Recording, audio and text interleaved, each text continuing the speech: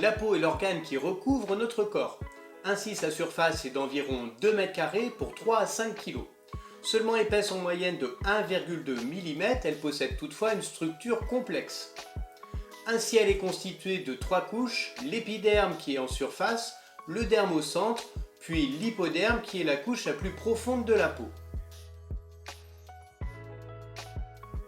L'épiderme est la couche la plus superficielle de la peau. Il s'agit d'un tissu épithélial organisé en 5 couches de cellules collées les unes aux autres. La couche la plus profonde est la couche basale. C'est le lieu où les cellules épidermiques se forment. Elle est surmontée de la couche filamenteuse puis de la couche granuleuse. Dans ces couches, les cellules ont changé de forme. Puis seulement au niveau de la paume des mains et de la plante des pieds, nous trouvons la couche claire.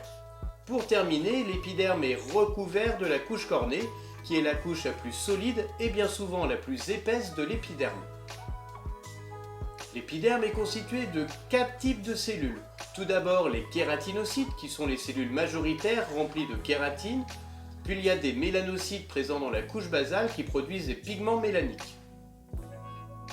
Enfin, des cellules de Langerhans au rôle immunitaire et des cellules de Merkel jouant un rôle dans la perception tactile. De par sa structure, l'épiderme est une couche cutanée protectrice.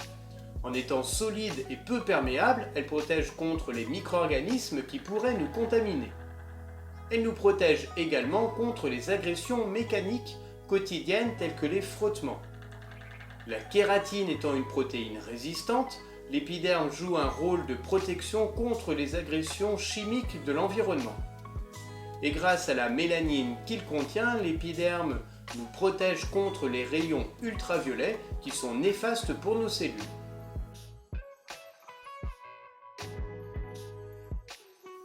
Entre l'épiderme et le derme se trouve la jonction dermo-épidermique dite aussi JDE. Il s'agit d'une lame basale sur laquelle les kératinocytes s'arriment. Elles forment des replis nommés papilles dermiques. Le derme est un tissu conjonctif. Il est donc constitué de cellules telles que des fibroblastes et des cellules immunitaires. Entre ces cellules se trouvent des fibres de collagène et d'élastine, entre autres. Les espaces laissés libres sont remplis de substances fondamentales qui est un gel formé d'eau retenu par des grosses molécules telles que l'acide hyaluronique. Le derme est séparé en 2 parties aux caractéristiques particulières. Le derme superficiel sur sa partie haute et le derme profond sur sa partie basse.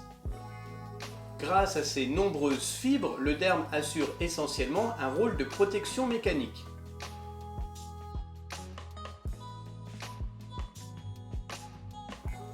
La troisième et dernière couche de la peau est l'hypoderme. Il s'agit d'un tissu conjonctif adipeux. Ainsi, il comporte de très nombreux adipocytes, dits aussi cellules graisseuses. Ces adipocytes renferment une grande quantité de lipides au sein de leur vacuole. Grâce à sa structure, l'hypoderme est une réserve d'énergie en stockant des triglycérides, un isolant thermique, et grâce à son épaisseur, il protège contre les chocs.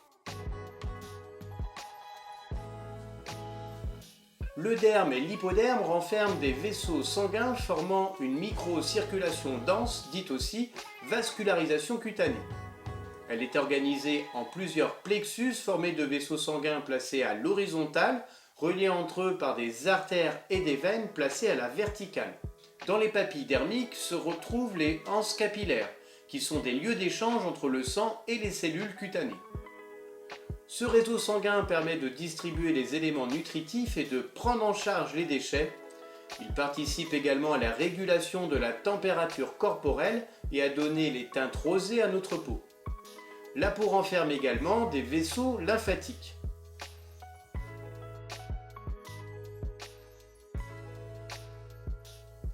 La peau contient de très nombreux nerfs et terminaisons nerveuses au rôle tactile.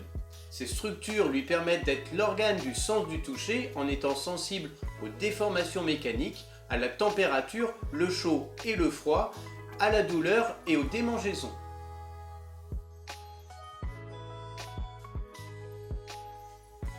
Dans la peau, il y a plusieurs types d'annexes cutanées. Il s'agit d'éléments aux structures particulières jouant des rôles précis. Il s'agit des follicules pilaires qui produisent les poils et les cheveux, mais aussi des glandes sébacées qui produisent le sébum riche en lipides. La peau renferme deux types de glandes sudoripares. Les glandes sudoripares écrines qui produisent une sueur riche en eau et les glandes sudoripares apocrines reliées aux follicules pilaires plus anecdotiques.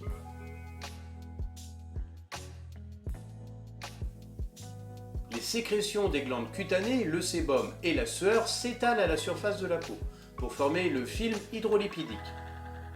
Il limite la déshydratation de la peau et protège également contre la prolifération des micro-organismes grâce à son pH acide. Grâce à ce fluide présent à la surface de la peau, un ensemble de micro-organismes se développe. Il est nommé flore cutanée.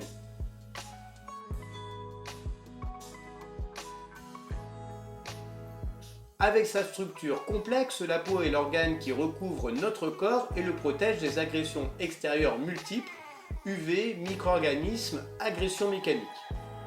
En s'exposant une demi-heure par jour à la lumière du soleil, notre peau produit suffisamment de vitamine D. Grâce au nerf qu'elle contient, la peau est l'organe récepteur du sens du toucher. Et enfin, sachez que malgré sa structure très dense, la peau est toutefois le lieu de nombreux échanges moléculaires entre notre organisme et notre environnement. Votre peau n'a dorénavant plus de secret pour vous.